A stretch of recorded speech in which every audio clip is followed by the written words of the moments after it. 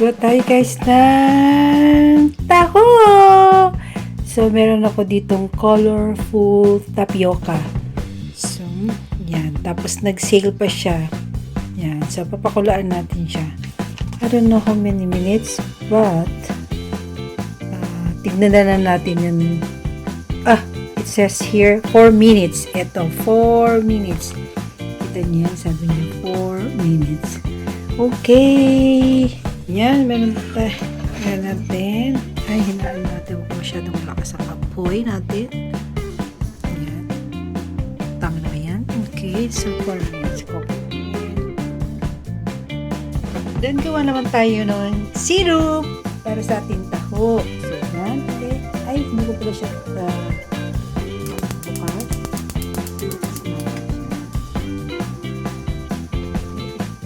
So, meron tayong 1 cup of sugar sa ginawa ko ng 1:1.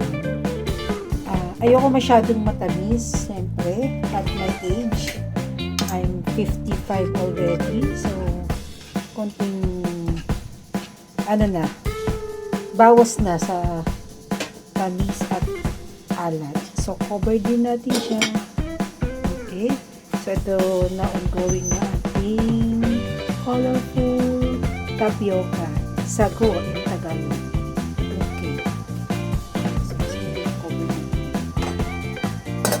So, yan. Nagluluto na.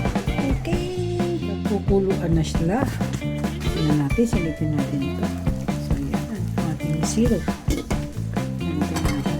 Tapioca. Okay, ito na ating syrup. Yun lang siya, kalagnaw. Hindi natin, ako po masyadong talaga sobrang matamis. So, as you can see, meron tayo ditong tofu. So, in-slice ko na siya. So, ilalagay ko na lang po dito sa ating malaking cup, yung ating tofu. Okay, nakulo po ba? Hindi naman. Kasi I'm, holding may camera to, kaya ganyan. So, yan. So, papainitin natin siya sa microwave for 1 minute. 1 minute.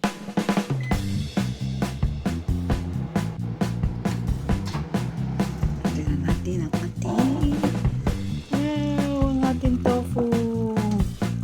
I-transfer ko siya dito sa aking isang glass para makita natin yung itsura niya. Okay, so ito na ating taho. Lagyan natin ngayon ng ating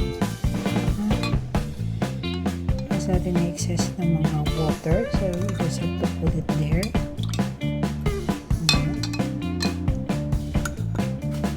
Ayan, ating syrup. By the way, tinanggal ko yung excess. Of course, may water yun as you boil it. So, tinanggal ko siya. May natira lang mga konti. So, yan. Yan natin yan.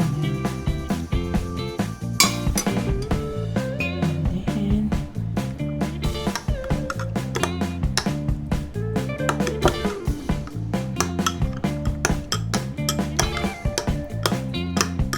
of course, sa Pilipinas, ang sarap ng mga taho doon. Pero, siyempre, pag namimiss mo yung mga Philippine food, just like this taho,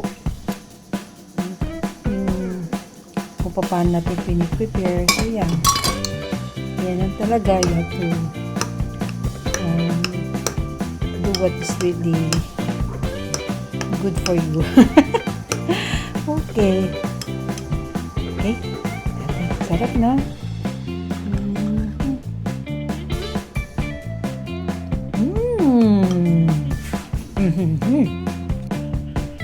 So, ito natin taho. Ay, naku, ang sarap niya talaga. Kanina ko, ngayon na ako. Pero, sige, natin. Pasensya na kayo sa aking background at talagang hindi pa ako naglilinis ng aming bahay.